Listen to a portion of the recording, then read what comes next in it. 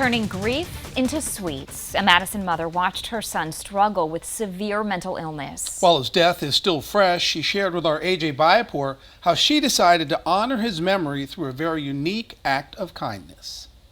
I'd like you to know that time never stands still. Time after time, you could find Fred Diarra at Madison Sourdough. Fred and I came here pretty frequently, just together.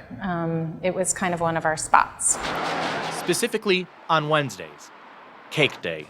He had made coming to get cake just kind of one of the center points of his week and a way to treat himself. And Fred loved cake. Fred's mother, Kim Neuschel, Things exist in a whole wide mess of different contexts.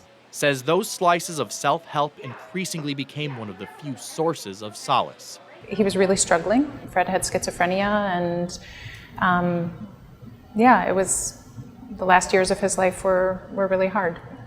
Fred had stopped taking his medication, and Neuschel says his family could not, and the courts would not change that. The day actually that I found Fred, his dad and I were going to his apartment to really try to convince him to go to the hospital. Fred Diarra died a little more than 1 month after his 26th birthday.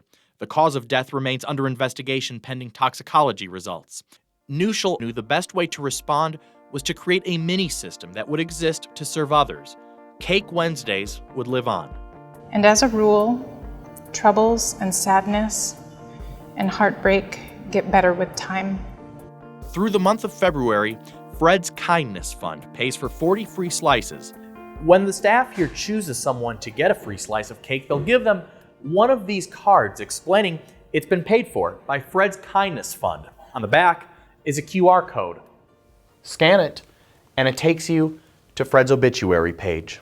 For me, it's a way that Fred stays alive, right? I mean, his energy is continuing in the world through us. Much like a cake rising in the oven, the fund continues to expand. Donations have allowed Neuschel to buy a second plot at the Farley Center, where Fred is buried. The next family who has a son of color who dies prematurely, that their burial plot will be paid for. The bakery itself is cutting in on the action.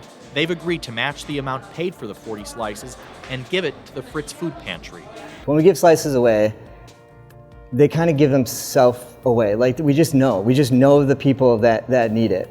Manager RJ Savick says because even though Fred did not say much on Cake Wednesdays, he still understands Fred's message.